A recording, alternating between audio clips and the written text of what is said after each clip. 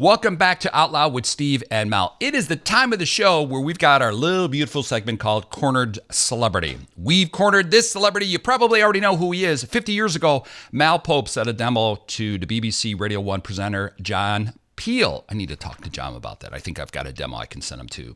In turn, he had him show up at the BBC and he got a chance to perform. Sessions resulted in a recording contract with Elton John's label Rocket Record. How about that? Mal has written songs for artists that we all know and love. Sir Cliff Richards, I think I got that right. The Hollies, Bonnie Tyler, Belinda Kyle, and so much more. Let us welcome Mal Pope to the show. Mal, welcome to the show, my friend. Hey, fantastic, Steve and Mal. It's funny talking to another Mal, but there we are. Lovely to speak to you both. There's two of us. When we started, we talked about two Mals and two Tauruses. The bull has already risen already. I've got a heavy shovel. You're in a dangerous position, Steve. Just be on your best behavior with this interview. Oh, my goodness. Now, John Peel, BBC, I know Mal wanted to jump in right away. That is just really exciting. As an American, that's unheard of that something like that would happen. So. It was strange. And it's fun. It's exactly 50 years ago at this point. It was the 24th of May. I got a letter back from John Peel's producer, a guy called John Walters. And he wanted me to get my dad, because I was 12 years old at the time. So he wanted me to get my dad to speak to them to see if I could go to London. So they invited me up to do a session. They'd pay for 2 tickets. So I had 2 brothers. So all 3 of us, my mum and dad paid for the other one. We all had new suits. I went up to London. And I found out later on from John Peel, when he heard about this 12-year-old singer-songwriter from Wales, he said he was horrified. As you can imagine, because I was writing my own songs. I recorded them on my dad's tape recorder, sent them to John Peel. And I did the session, and literally weeks later, Elton John phones the house and says, we'd like to record you for Rocket Records. Wow. So who picked that phone call up from Elton John? I did. Yeah. You did? And he said, can I speak to Mr. Pope? I said, hang on a second, I'll go and get my dad. and he would, he would occasionally ring the house I was with Rocket for 5 or 6 years. So he would occasionally, and if you speak to lots of other people who have been in my position, he does. He just picks up the phone and calls, because he's incredibly supportive. And as you've seen with people like Ed Sheeran, Lewis Capaldi, lately he's been supporting him going through a bit of a rough time.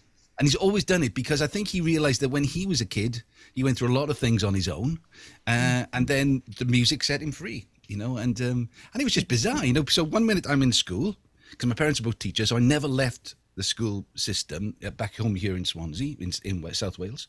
But then I'd go up. I remember the first half-term holidays, October the 3rd, which is the big date in my head. October the 3rd is the date I'm going to sort of mark in the 50th, the Jubilee. Go to London, met in a white Rolls Royce. Taken to Wow. What? Steve Murray, the bass player from Elton John's band, had a white Rolls Royce. He left it in the charge of the Rocket Record Company.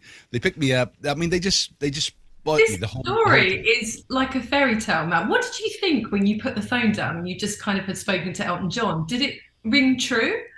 Well, the interesting thing was, like Britain's Got Talent and all of those shows now around the world, America's Got Talent.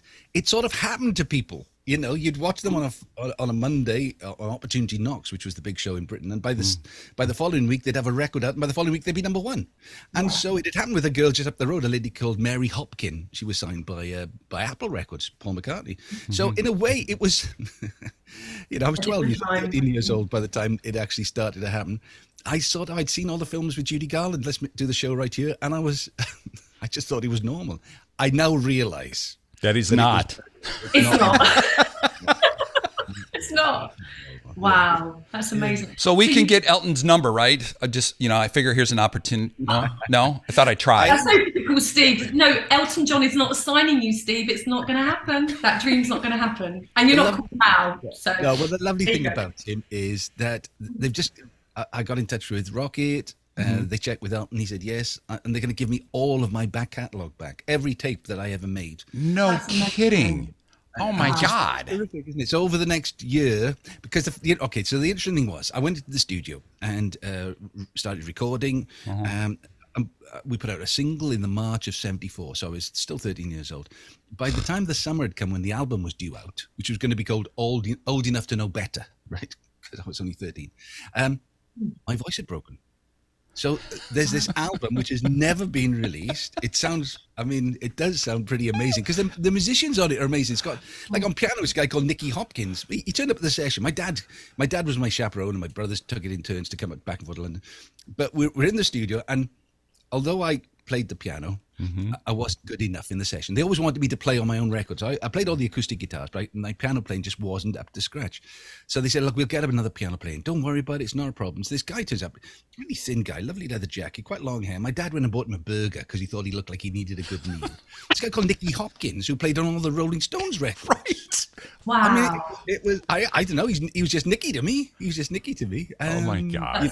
And then by the Christmas, so I became the record company mascot. The first time I ever met Elton properly, he'd been on the coast to coast tour of America. So it was October the 30th, because I've got my dad's diary. It's October the 30th. As my dad said in the diary, we went studio to studio, went to Wardour Street, met Elton John, had a gay old time with everybody, and then Phantom 5 Rolls Royce, because Elton had lent us the Phantom 5 to go back to the train station.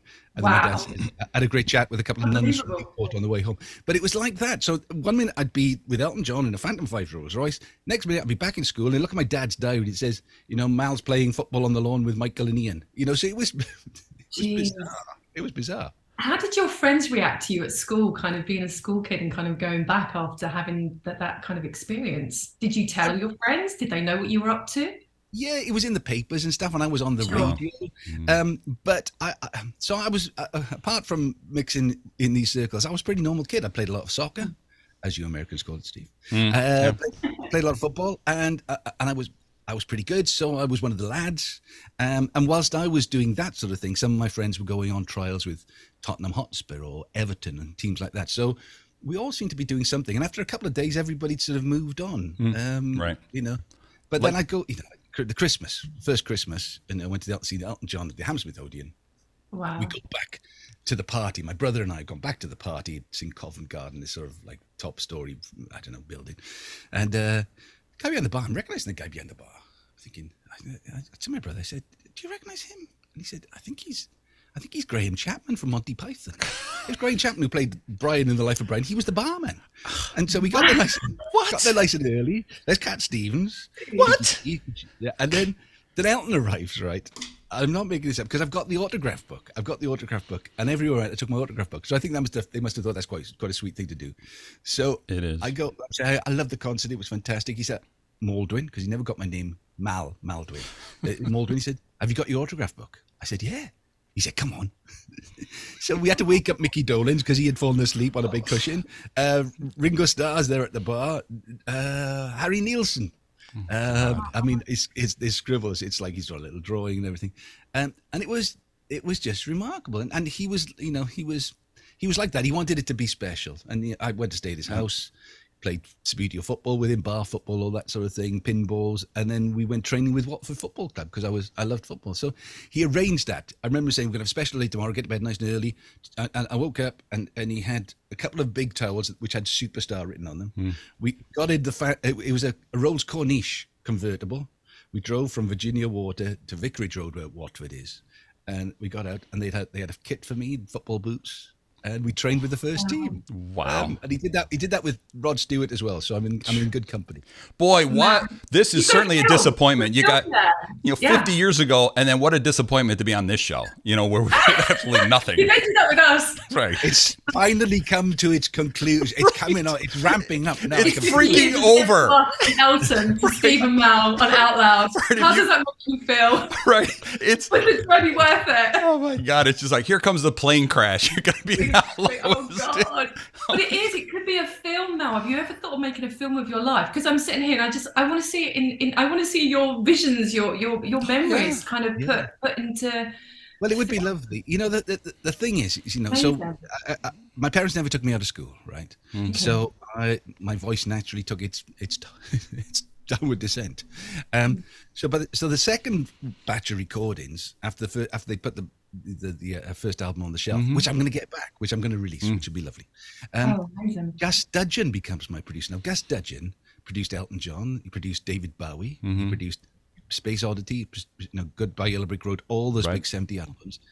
he was my producer. I used to stay at his house. We used to go in a limousine to the Marquee Studios. The band was essentially the Elton John band. And I mean, I was 14 or 15 by that stage. And of course, the sessions, they didn't change the sessions to be schoolboy ready. They just did the sessions as long as they went, like they normally did. And I remember one night, it's like we were waiting these things to come in from America.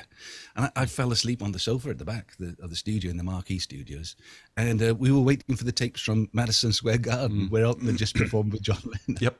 And they 74. put the tapes up, and there's Elton singing, saw us standing there with John Lennon. And I'd fallen asleep for most of the session. So it was bizarre, but amazing, but very normal, because these people were my bosses, but they were my friends, and they were incredibly kind. When they first went to sign me, they said, he's a kid, so we don't smoke, we don't swear, we don't, all that type of stuff. Till he turned 16.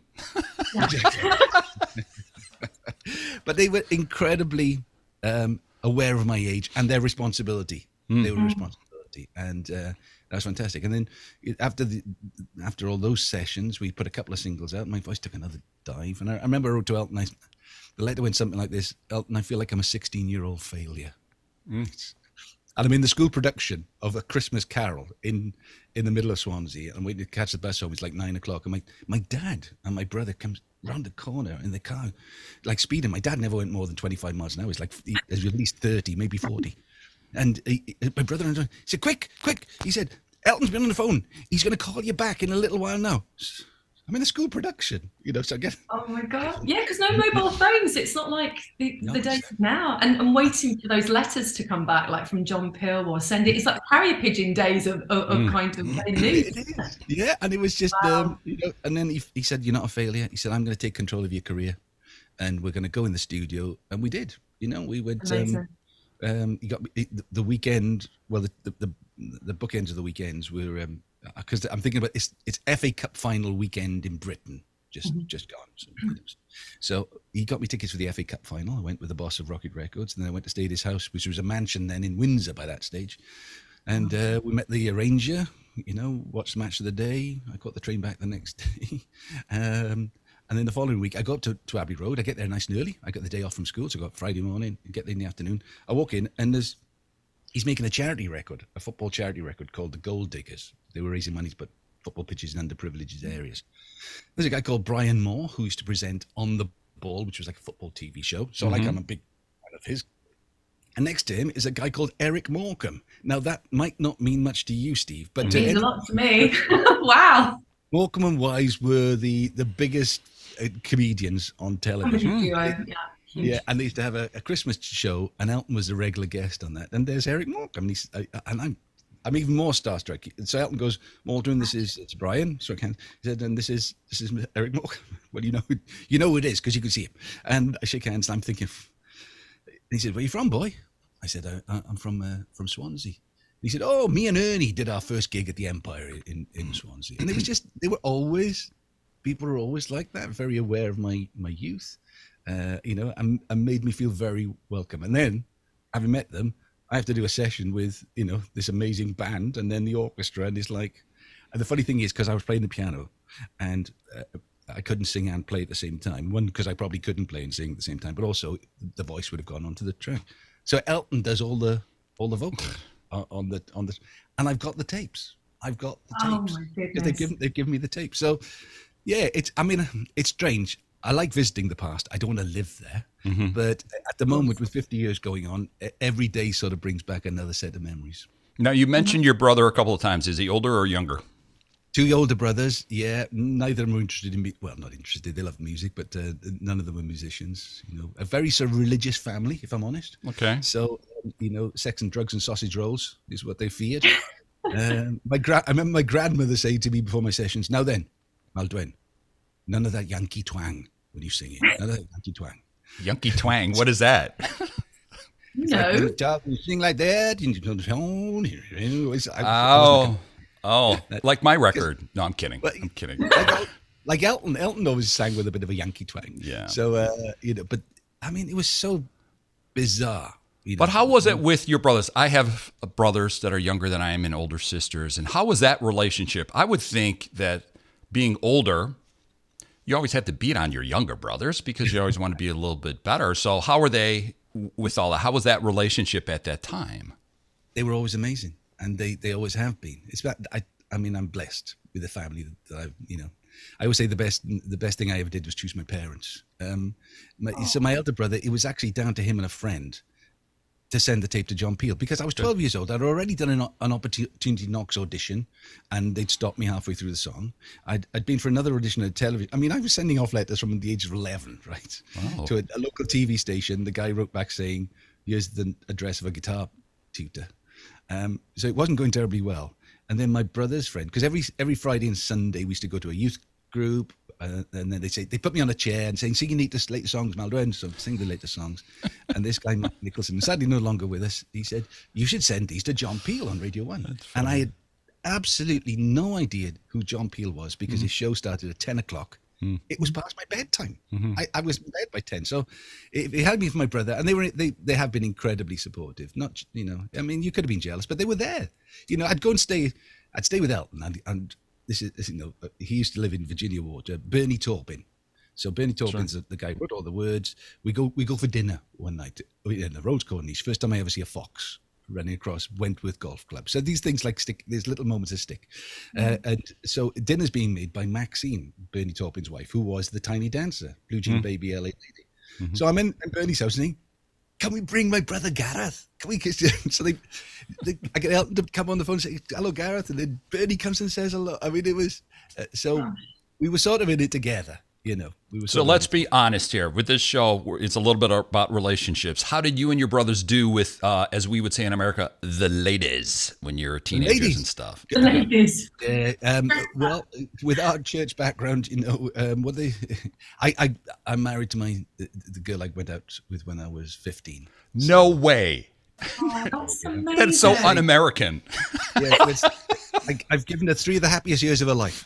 We just celebrated our 40th wedding anniversary. Oh, congratulations. That's amazing. That's funny. 3 fabulous years. That's funny. They were great. That's 86, 95. Now, did you meet her?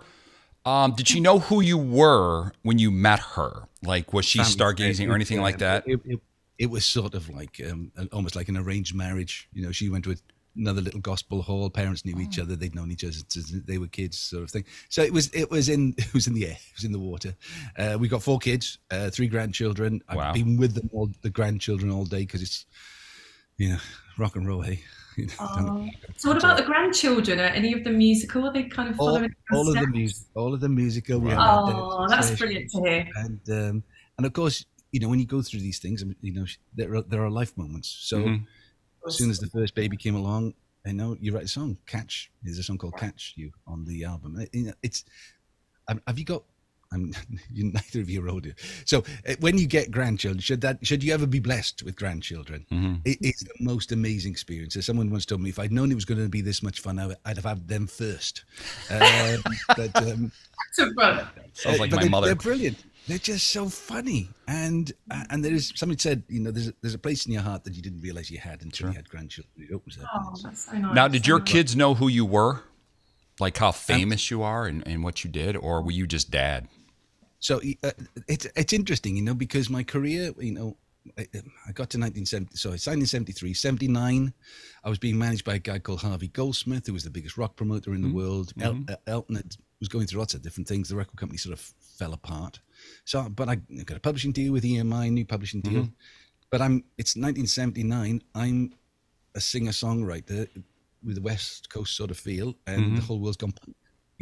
So even with the people supporting me, and I was managed by he also managed a guy called Billy Connolly and Van Morrison and me. We were the 3 people that he managed at the time. But even he couldn't get the career moving at that stage. So I went to university, and then came back, went into radio. But I suppose the biggest thing that happened during my kid's life was that I sang a cartoon. It's actually an animated stop. Can I just say, Mal, that song is in my head from my son, which it was on repeat because we went through every box set of Fireman Sam when he was a little boy. Yeah, and Naughty kid, Norman. Well, he's all right, well, everybody knows Fireman Sam. Oh my God. And the interesting thing was because S4C, right? Steve, stay with us, Steve, on this one. Right, the Welsh language, right? Dwi'n gallu siarad tipyn bach o Gymraeg, right? I speak a little bit of Welsh. I don't speak it as fluently as I probably should, but when they set up this thing called the Fourth Channel in Britain, in England, they set up a Welsh language channel. But to make money, how do they make money? Because people weren't buying Welsh language programs in 1984. So they made cartoons, which they could then revoice. So we made one called Super Ted. I sang Super Ted. Then I sang Fireman Sam. And I did all these cartoons. So, I went back to my university, right, 28 years later. I'm thinking, somebody says, John, you're still working at the Treasury? I was like, oh, gosh, And then one by one over the weekend, they came up and said, did you really sing Fireman Sam? And I went home. Envious. They were envious, Mel, don't you, of that? That's a huge achievement. He's so famous, Fireman Sam. Yeah, exactly. I'm thinking, yeah. Is that it? Is that all there is? As Peggy Lee once says, is that all we remembered for is Fireman Sam? So it's been a very roller coaster ride, but in many ways it's been very interesting. It's been. No, it's just fascinating listening to your story. Is there something that if somebody turned around to you and gave you a little wish for kind of, I don't know, half a day to relive one of those memories, is there anything that jumps straight to mind that you think I would just love to go through those emotions and moments to relive it? I suppose musically it would be being in the studio with Elton. Yeah, that would be great. But I got into broadcasting and came to America a number of times down into the deep south to make programs about black gospel music and about Elvis. But I got introduced to a guy called the Reverend Samuel Billy Kiles. Billy Kiles was the man who had invited Martin Luther King to Memphis for the garbage workers strike.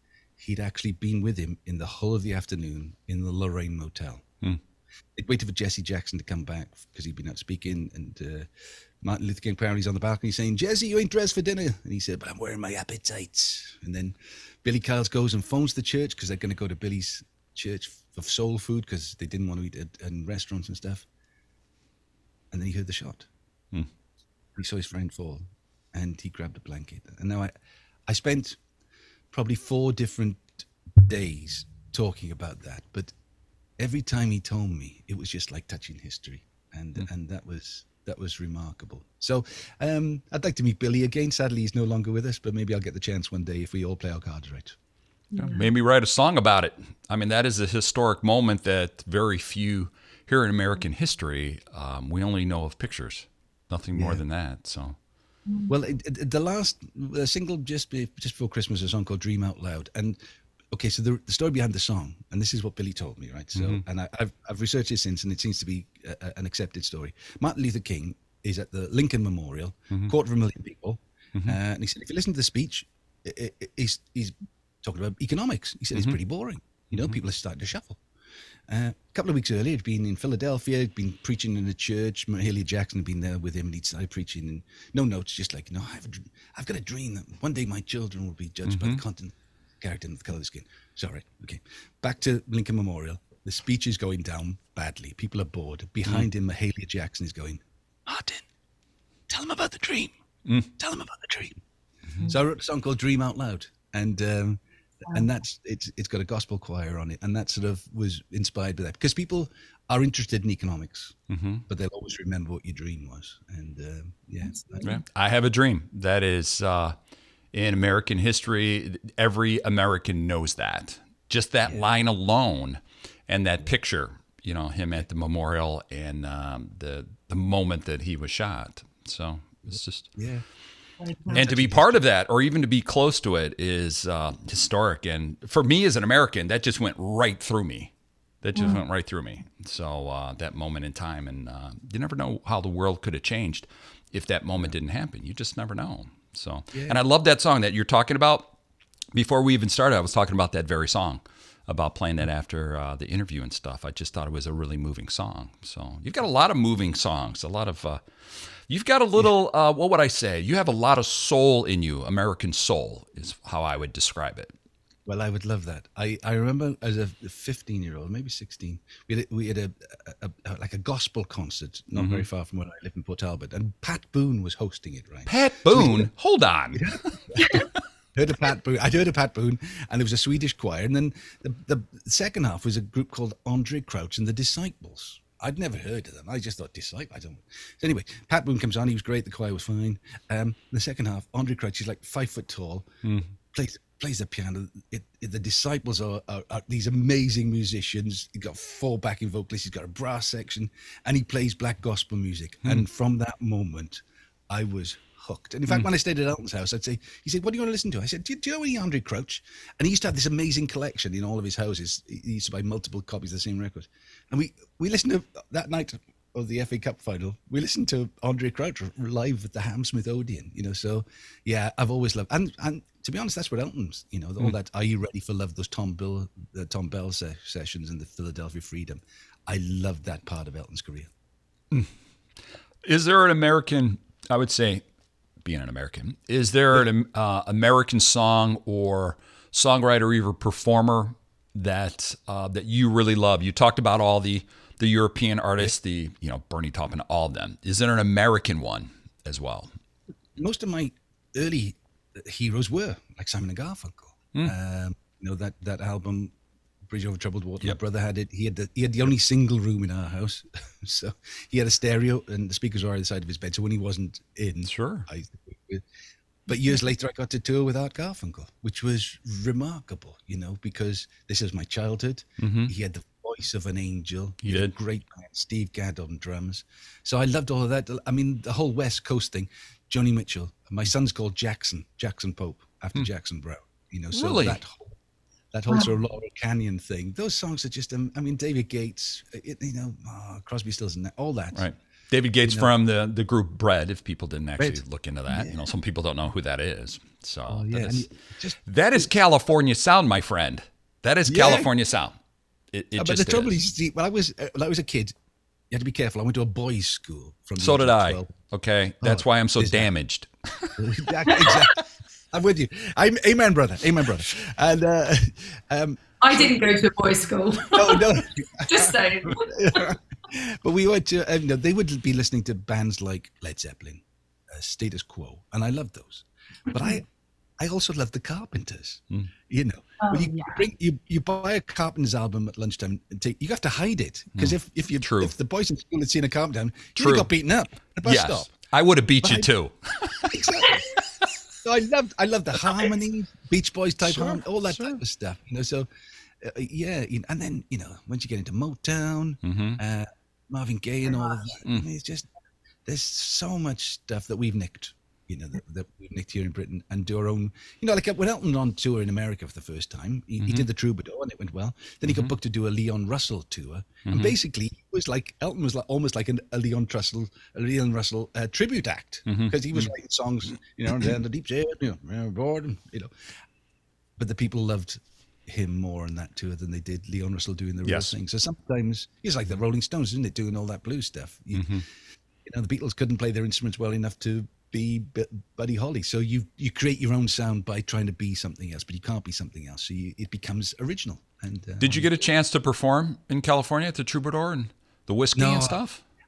I've never been to the West Coast. I've done New York, down to Memphis. I got to get you out here. I'll show you the seedy side. I mean the glamorous side of Los Angeles.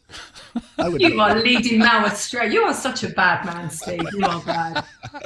But Mel, you're obviously celebrating, aren't you, this 50-year anniversary? Can you tell us a little bit more? Because it sounds exciting. Just to know who's going to be involved, and are you allowed to share who's going to be performing at this gig that you're doing? It's a tricky one. So there's a lot of people, depending who's in town, as they say. I've done a lot of duets. People like Bonnie Tyler. She's incredible, Bonnie Tyler. What a voice! Just what a voice! And she always, so she's recorded in this garden shed, and those little, they call VU meters, the ones that go like that. So at the end of the session, hers are welded on to the right hand side because she just sings so loud. She's been incredibly generous with her timer, with her talents for me. So who knows? And there are a couple of other invitations, but the idea is that they would come along and do a duet rather than do a session, because it's like 50 years. Mm-hmm. I've got the band. I still play with the band that we went to school with. Great musicians. So it hopefully will be a celebration. That's the plan, and it's going to last a whole year. And we're finishing. Yeah, wow. Another big concert in. That's a serious party. That's a lot of champagne, Mal. That's a lot of champagne for a whole year. It's going to cost a fortune. Typical Mal, always going for the champers, always. Yeah, if you need any help drinking the champagne, Mal, just call. It's no problem at all. I don't mind drinking champagne. And I can say it's Mal's fault. So don't worry about him. It's Mal's fault. It's got nothing to do with me. Yeah. I'll just bring a case of beer, American beer. We'll just do that. Yeah, you can sit in the back with the beer. Me and Mal were drinking the champs. There you go. So where's the event going to be? Have you picked out where the event's going to be? Yeah, so on October the 3rd, it's a thing called the Swansea Grand Theatre. It's my local sort of Victorian theatre, so it's like 1,000-seater theatre. We're about half sold already with 5 months to go, and there's a lot of promotion coming in now. So the diehards have already got their tickets, which is great. Of course. And then in the new year, I'll be doing some smaller gigs without the band, because that's economically makes sense. And then at the end of the year, we've got a massive one, which is twice the size. So there's a lot of tickets to sell this year, but I know I've got a lot of dirt on a lot of people, so I'll be pulling that in. That's why they should show up. Oh, by the way, you best show up, otherwise we'll have Steve and Mal introduce you, and we'll pull out the dirt. We will pull it out. Because that's what we do. Now, where do you get all of your energy from? Like 50 years, you're like a teenager. You've just got this vibrant energy about you. Are you somebody that jumps out of bed in the morning and kind of, I need to write, I need to go to the studio? Well, what's life like day to day for you? Are you kind of always doing the music, or a bit of balance? Yeah, I've always loved what I do, which is amazing, because I know a lot of people my age, are retiring. Some of my friends are playing golf all day. And I wake up and think, oh my God, right. Like next week, I'm off to week after next, I'm off to Prague, right? We're going to record the City of Prague Philharmonic Orchestra on the new recordings. I mean, how lucky am I? I used to do it when I was a kid, and it was interesting but somebody else was paying for it. I'm paying for this, and I get to enjoy it, and I get to, the arrangements we're all involved in. So every day I do something sort of remarkable, which I pinch myself for, and I don't take it for granted, because I know how blessed, lucky I am. I suppose I do have quite a lot of energy, and I want to keep that going as long as possible, because in reality, so I've told you all these stories, and it's been fantastic, but I don't think I've done what I'm supposed to do yet. I haven't got to that point of saying, that's it. I've got to Everest. I can now go down the slope and that's it. I haven't got the top of the mountain, whatever that mountain is. Ambition? Is there something? Do you know what that kind of top of the mountain is, or are you still searching for that? I'm still waiting for the moment when I say, "Oh, that's it," and I haven't got there yet. It doesn't mean the journey. The journey is brilliant. If those records when I was 13 years old had been hits, well, there's only one way to go, isn't there? Working with those people. What I have survived, if I'd have been involved in that as a teenager, there's a lot of bodies on the ground, aren't there? A lot of what ifs. What if this? What if that? Even as you bring up the Everest, is there a track out there that you hear that you go, wow, I wish I would have written that song? Oh yeah, let me just think. I mean, a million of them. Bridge Over Troubled Water, any of Paul McCartney, Beatles hits, like that one that just jumps out at you. Like if I was to ask you, what is the song of your youth? Like that, just you hear it and you go back in time. You're like, wow, that is a moment in time, because I think that's what music does for all of us. It does, yeah. So Joni Mitchell was my heroine when I was 13 and 14, and somebody bought me the album Court and Spark, which has got helped me. It's got Car on the Hill, Raised on Robbery, and so they wanted my education, my musical education. So we went to see Joni Mitchell in the Victoria Theatre in London. I remember walking in, and there's George Harrison. He's come to see the gig. It's like people were paying homage to her. And I still remember seeing this graceful, beautiful woman in a long red dress, playing all of those songs with the Thomas Scott and the Alley Express Band. And which one of her songs? I love, both sides now. And I tell you why, because I loved it when I was a kid, when she sang it as a young woman. And I love it probably even more now in the version, which is the string arrangement, which they use on actually, because it just shows the journey that she was on. The song works in both parts of her life. So I love that song. Yeah. So as we get towards the end of this, is there a song that you recorded that you would like to re-record? Just using Joni as your example, that you would go back and take that song and say, you know what, it means so much different to me now. I'd like to go back and redo it. Yeah, there is. It's the first single. It's a song called I Don't Know How to Say Goodbye. Now then, being a broadcaster, your career goes in. So every time I lose a job, it's the last record I play. I don't know how to say goodbye. I don't know how to say I'm leaving. I'd be playing a song pretty damn often in my life. But I'm getting the original track back. And so I'm tempted to maybe, it was a beautiful arrangement. Maybe it should have been a hit. It wasn't a hit. I'm wondering whether to do it again with a new voice on the multi-track. So that might be interesting. A song called I Don't Know How to Say. Mel, you've got to. It's that full circle of life. I think that's one thing with TV programs, shows and things. Always had that kind of start of the beginning of the show. You get to the end, it's the payoff of why something's gone full circle. But that seems to me like that's come back full circle to you for a reason. Even if you sing with it, you're seeing some of, was it Natalie Cole or whatever, they're starting to sing with their parents from 50-year-old tracks.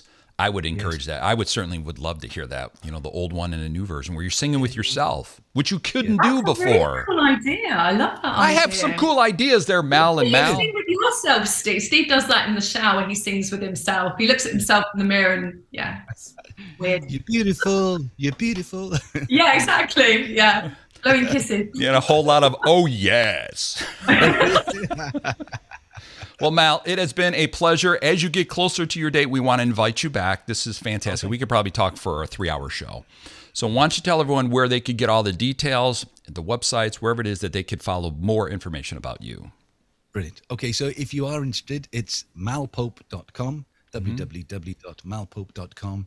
And then all the social media links are off that as well. It's got whatever the latest news is. So malpope.com.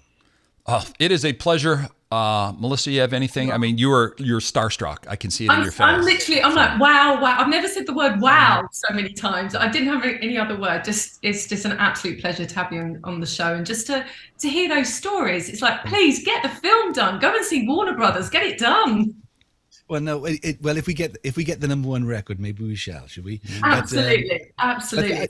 And I'm wishing you. I mean, obviously, I follow you both of you on Twitter and everything, and it's great to see this developing. I know the music, Melissa, but all the other things developing. Isn't it amazing that we can do this? That's right. Yeah, and it's great to have artist support as well. So just amazing. Thank you very much. Good stuff. Mal, thank you so much for being on the show. Get out, go follow him wherever you go, and let him know that you heard him here on Out Loud. Mal, you take care.